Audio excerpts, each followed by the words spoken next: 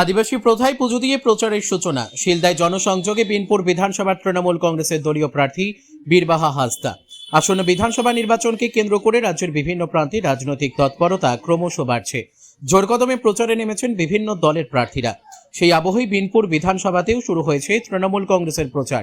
আদিবাসী প্রথা মেনে শিলদা অঞ্চলের ভৈরব থানে পুজো দিয়ে নির্বাচনী প্রচারের শুভ সূচনা করলেন বিনপুর বিধানসভার তৃণমূল কংগ্রেসের দলীয় প্রার্থী তথা মন্ত্রী বীরবাহা হাঁসদা।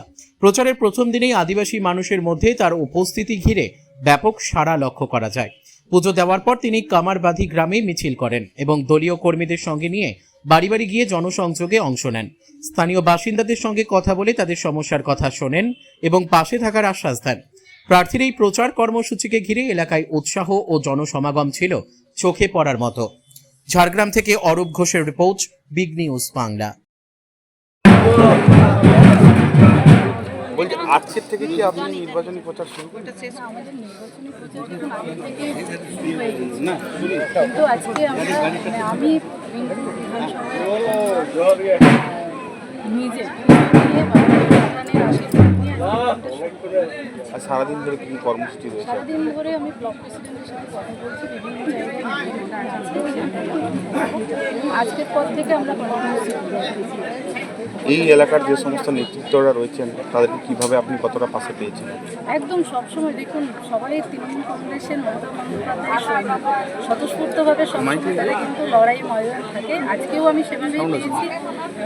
আমরা তৃণমূল কংগ্রেসের কর্মীরা একটু কোথাও মাটি ছাড়তে রাজি নই, কারণ চতুর্থবারের জন্য মমতা বন্দ্যোপাধ্যায়কে আমরা মুখ্যমন্ত্রী পদে দেখতে চাই এবং আমরা সেই জায়গাটা অবশ্যই চারটে বিধানসভা আমাদের চারটে বিধানসভা মমতা বন্দ্যোপাধ্যায়ের নামেই থাকছে। প্রথম দিন কর্মীদের কিরকম উচ্ছ্বাস দেখছেন? আপনারাই নিজেরা দেখছেন, এসেছেন, আপনারা ছবিও তুলছেন, আপনারাই সাক্ষী, আমাকে বলতে হবে। এবং ঝাড়গ্রাম বিধানসভা থেকে বিনপুর বিধানসভাতে আপনি প্রার্থী হয়েছেন, এবারে কোথাও কি লড়াইয়ের ময়দানের মধ্যে কিছু চ্যালেঞ্জ মনে করছেন? দেখুন, লড়াইয়ের ময়দানে অবশ্যই আমার নেত্রী এবং আমার নেতা আমাকে যেখানে বলবেন লড়াই করতে আমি সেখানে প্রস্তুত আছি।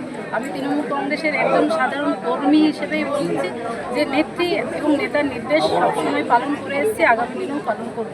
চ্যালেঞ্জের ব্যাপারে বিজেপিকে আমি কখনোই প্রতিপক্ষ মনে করিনি, আর কোনোদিনই বিজেপির সাথে লড়াই একটা হয় সমানে সমানে লড়াই। বিজেপির যেখানে কিছু নেই, মানুষের স্বার্থে কোনোদিন কোনো কাজ করেনি, তাদের সাথে লড়াইয়ের ব্যাপার নেই। আমরা তৃণমূল কংগ্রেস এমনিতেই জয়ী হয়ে আছি। ধন্যবাদ।